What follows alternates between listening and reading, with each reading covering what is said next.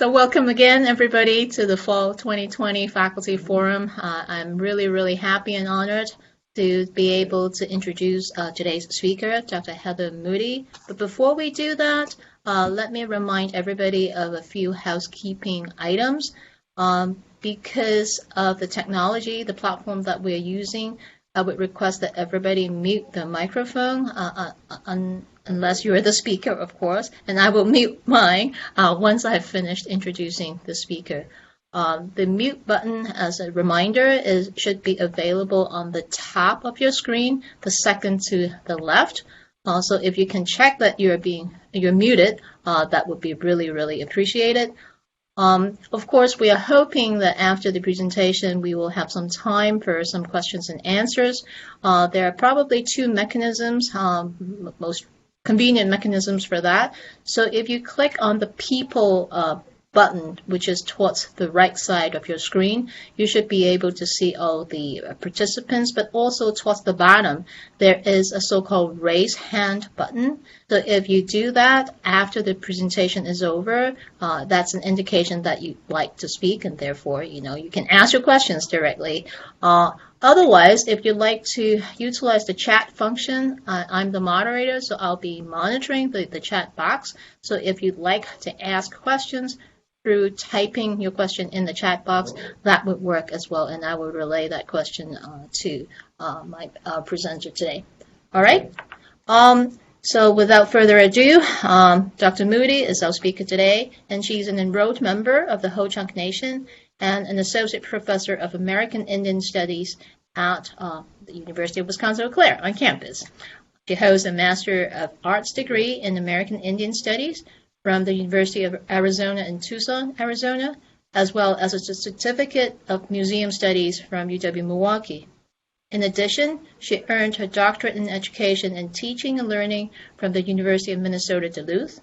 Dr. Moody's work centers around her background in teaching and learning in relation to the incorporation of accurate American Indian curriculum in K-12 and beyond. In addition to her campus work, she's a teacher exemplar and works with surrounding school districts to implement Act 31. She also leads domestic intercultural immersion experiences to Native communities and is a co-advisor for the Intertribal Student Council on campus. So thank you, Dr. Moody, for sharing your expertise with us. The platform is all yours. Great. Thank you, everybody, for being here today. And I just want to make a note. I am going to share, I have a Prezi that I'm going to show you, and I'm going to pull my video down while I'm doing that, just because I live out in the middle of nowhere. So my internet capabilities can be a little wonky sometimes. So I found that pulling my video while I'm doing a presentation does help. So I am going to pull that up, and I'm hoping then that everybody can see that.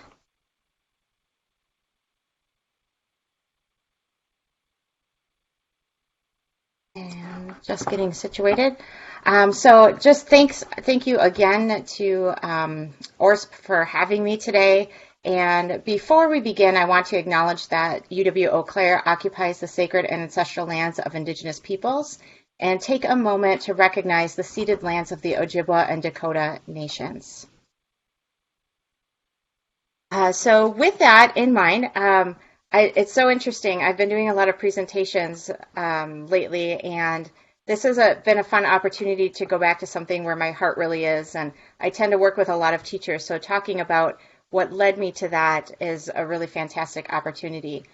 So I want to give you just a little bit of a background as to why I was really interested in this field.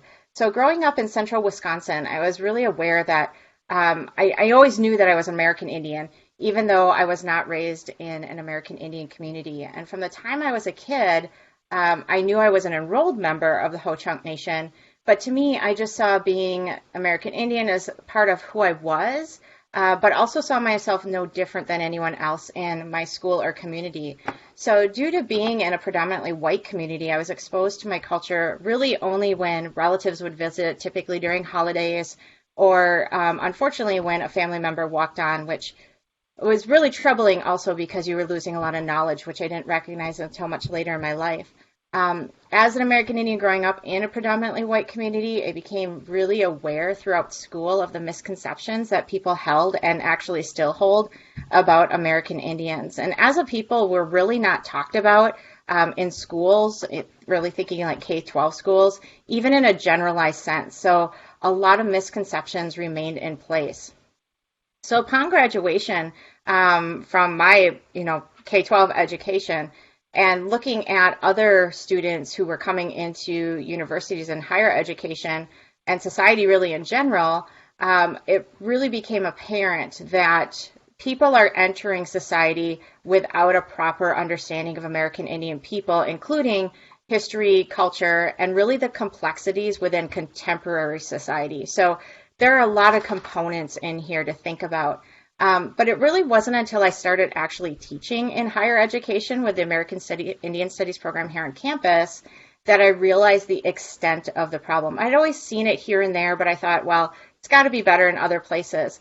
But when I started teaching introductory courses for the program, really looking at history and culture and contemporary issues, I discovered that students frequently had little knowledge on American Indian history in general, let alone specifics on Midwestern tribes. Even though many grew up and attended public schools in Wisconsin and Minnesota, both are states that have standards and statutes in place requiring that they had this knowledge upon graduation.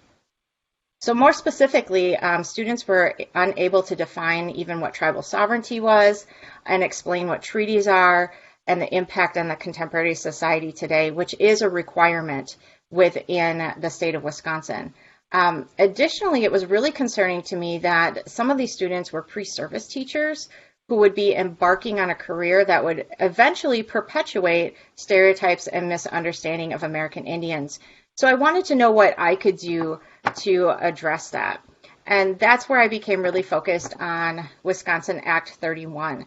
So in 1991, Wisconsin Act 31, or I'll just call it Act 31, it's a really long title, Wisconsin Educational Act 31, was established in order to address tribal sovereignty and treaty rights primarily because of the social unrest that was happening in the Northwoods in the years prior to that. So according to the policy, students should be able to not only define tribal sovereignty and explain treaty rights, but also provide basic information on the 11 federally recognized tribes within the state of Wisconsin. Most students in my classrooms from the time I started, which was like 13 years ago till today, can't even name the 11 federally recognized tribes in Wisconsin, let alone any of this really detailed information. Act 31 also required for teacher licensure in Wisconsin that any person who wanted to teach in Wisconsin had to have instruction on Act 31 specific to the tribal nations of Wisconsin. And the compliance, though, on this, and really within K-12 schools as well, within teacher preparation programs, it's up to the individual programs. Same with K-12 schools, it's up to those schools to make sure that they are in compliance, which is a major factor that I'll talk about a little bit later. So thinking about just current practices, they haven't really changed that much since Act 31 came into place in general. Every year throughout the United States, children are taught lessons about American Indian leaders and encounters of celebrations, especially during the month of November since it's Native American Heritage Month, really focusing on things like Thanksgiving. But the lessons are really focused on the past and often presented in stereotypical and misrepresented forms. So that's really perpetuating a generalized and also sanitized history and a lack of connection to the contemporary issues that are facing American Indians today. Additionally, textbooks and curriculum continue to focus on the foundation of the United States of America and actually don't adequately address the impacts of Manifest Destiny and the Doctrine of Discovery on American Indian people, let alone the fact that American Indians were considered enemies of the United States throughout history. So we have multiple problems happening in classrooms, not only with what's the content being presented, but also the textbooks and the resources that are being used in our classrooms. So we've got a lack of understanding to begin with. Also, we're not focusing on the diversity of American Indian cultures prior to the arrival of Europeans. Usually it starts after contact, or it goes in the opposite direction of really, really long time ago, right? Like they call them ancient peoples or ancient civilizations. And I tend not to use the word ancient because some of those descendants are still around today. So we're not addressing diversity prior to the arrival of Europeans. We're not addressing the foundations of American Indian history. So thinking, yes, about American history, but how we're missing a component of that with understanding American Indian history, and that ties heavily into things like sovereignty and trust responsibility today that a lot of people aren't aware of. So we're not getting the lens of Native perspectives throughout history. So we're talking about over 500 plus years of not being included in our history books. When we incorporate diverse technologies, traditions, contributions of American Indians throughout history, it allows students to understand more about what American Indians are facing in the 21st century and really gives students an opportunity to understand how American Indians have significantly changed with regard to their culture and place in society today.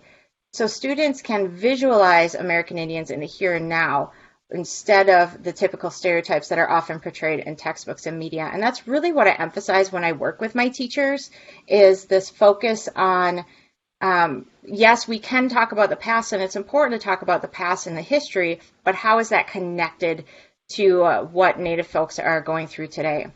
Most students in my classes are really not aware of the diversity of Native people in general, but also those contemporary issues. So I actually can ask a class of 35 students if they ever knew that tribal nations had their own governments.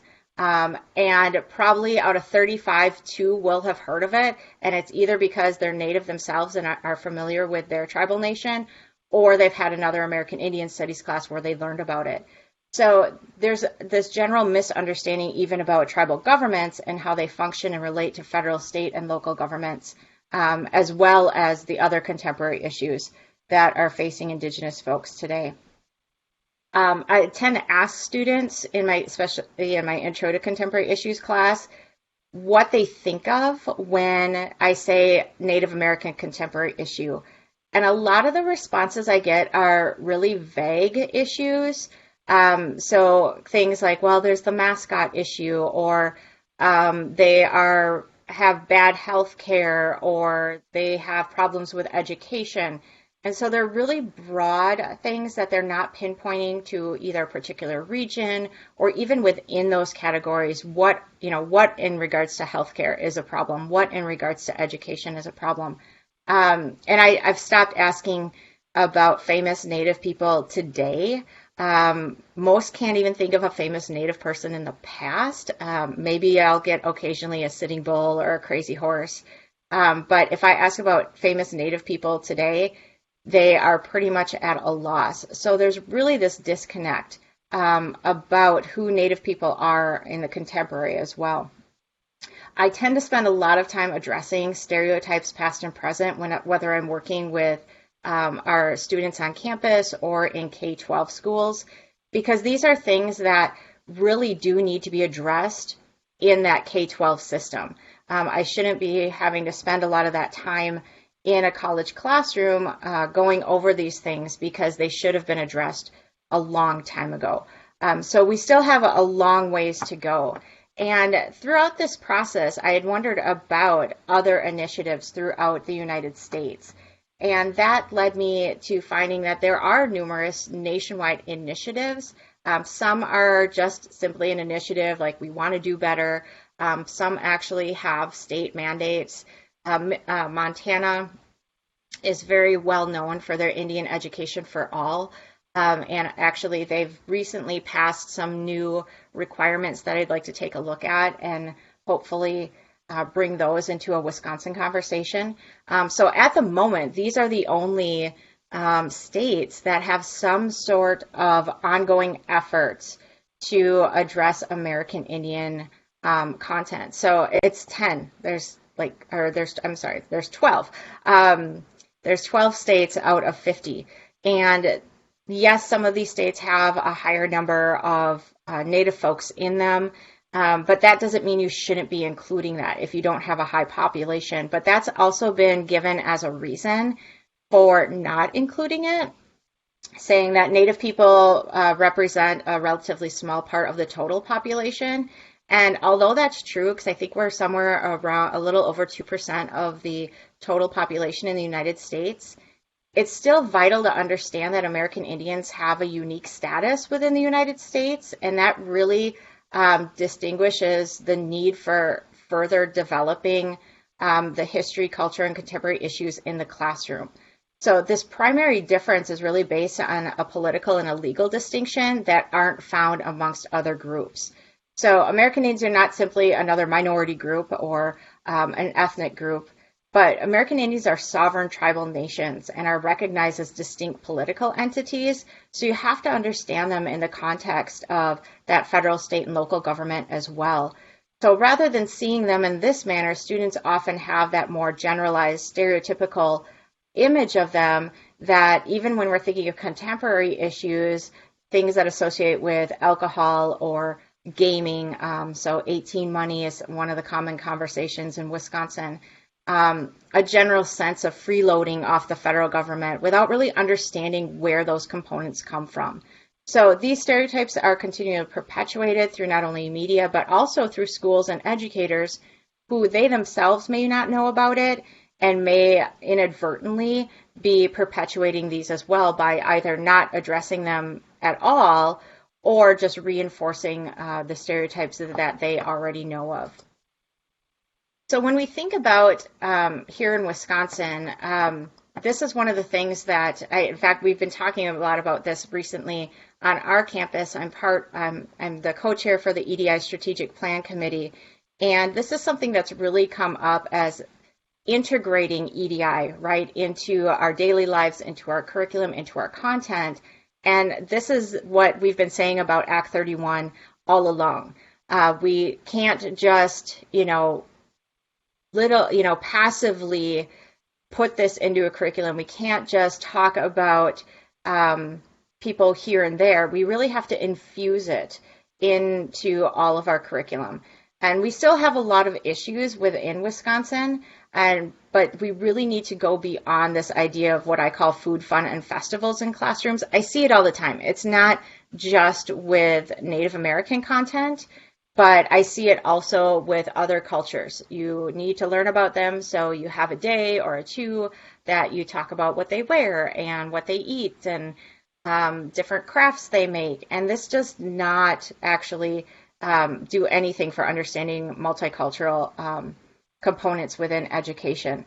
So we really need to infuse it, or as a colleague said the other day, we need to bake it into our curriculum. So it's just naturally there, and we just see it as a part of our curriculum. So teachers who repeatedly incorporate misinformation or worse, no information at all, end up perpetuating a lot of the stereotypes and misconceptions that recurrently plague all people of color within the classroom, including American Indians. And as a result, a lot of these stereotypes can then lead into racism and discrimination, which is really what Act 31 was meant to address, was the racism and discrimination that resulted from the treaty rights cases in the 80s. So we've come a long way, I think, from where we started with the passage of Act 31. Alan Caldwell was the main contributor to Act 31 when it was created in the late 80s into the early 90s. And there have been a lot of really great changes that have gradually been made throughout Wisconsin with regard to American Indian content within the classroom. There are some great exemplars throughout the state. So you heard Catherine mention that I'm a teacher exemplar. There's a list of us throughout the state of Wisconsin in higher education as well as K-12 education that have developed ways to integrate this more thoroughly. And so it's come a little bit, but what really began with this legislation to address the racism and discrimination in the Northwards has developed into incorporating a lot more. So thinking not just about tribal sovereignty and treaty rights, but really thinking about that rich history and culture of these folks as well. From my work and work I've seen from colleagues throughout the state, there are a lot more teachers who are beginning to address the inadequacies of their material within the classroom and are starting to reach out for not only more resources, but also best practices about implementing Act 31. So as a result, I have colleagues across the state from PK to 16 to state agencies, tribal nations, local communities that are really coming together to create some really great, valuable resources. So there's a lot of great print resources out there that are coming from the voices of Native folks. We have a great coalition of librarians who have put together suggested reading lists for a classroom or a library that I continually share with educators and also libraries as well. And there's been a significant push by Act 31 leaders to really bring attention or more attention to the implementation of Act 31 at all levels of education. So really kind of thinking about that compliance issue. So as teachers and pre-service teachers become more aware of the statutes that are in place, they're more willing and able to learn and incorporate culturally relevant curriculum into their classrooms.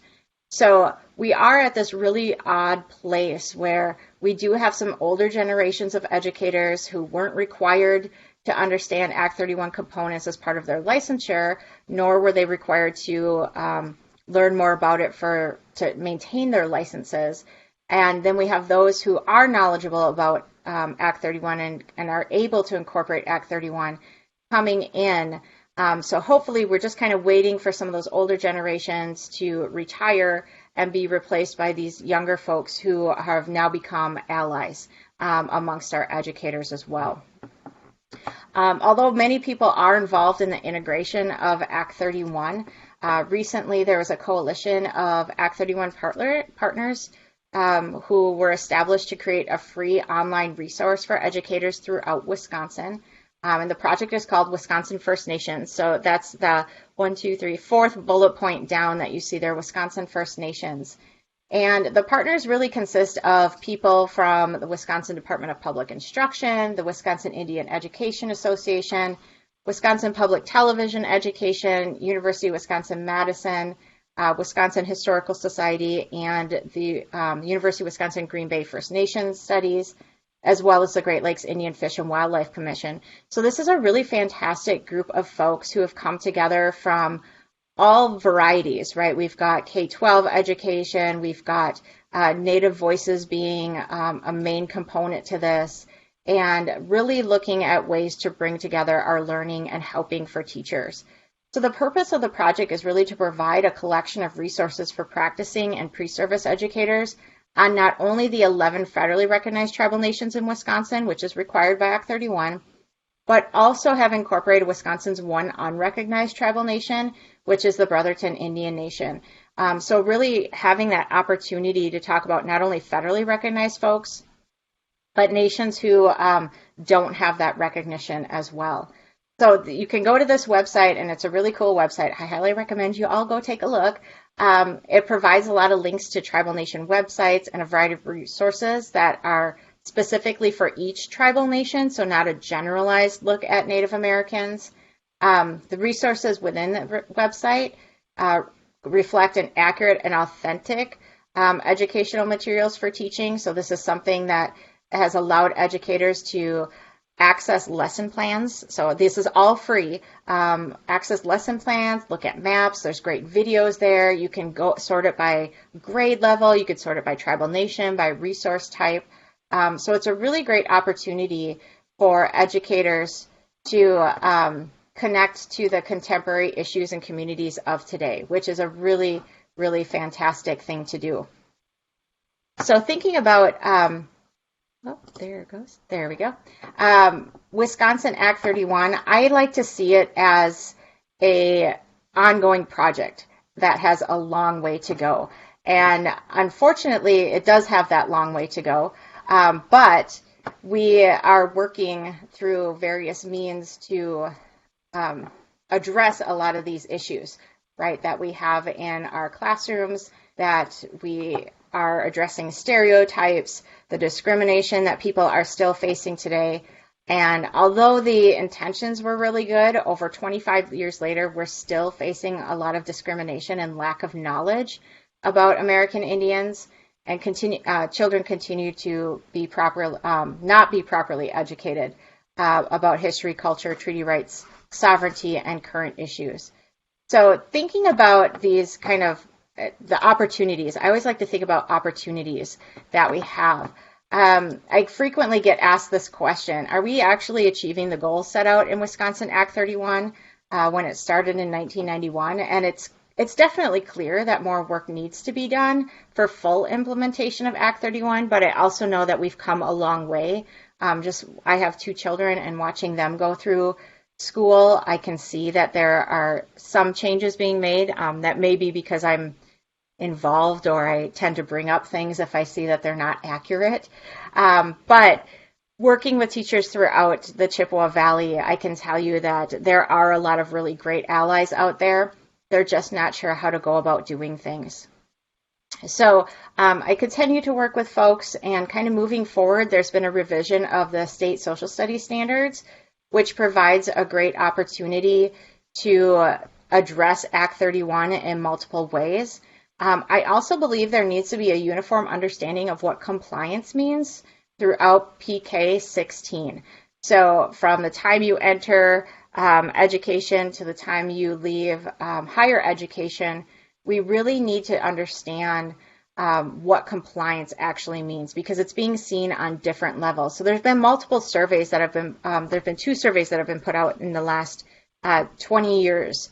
And that's one of those areas where it really ranges. And that was what my research looked at as well. My original research was, how often are we spending time talking about Act 31? Is it an entire semester? Is it a week? Is it a couple days, a couple hours?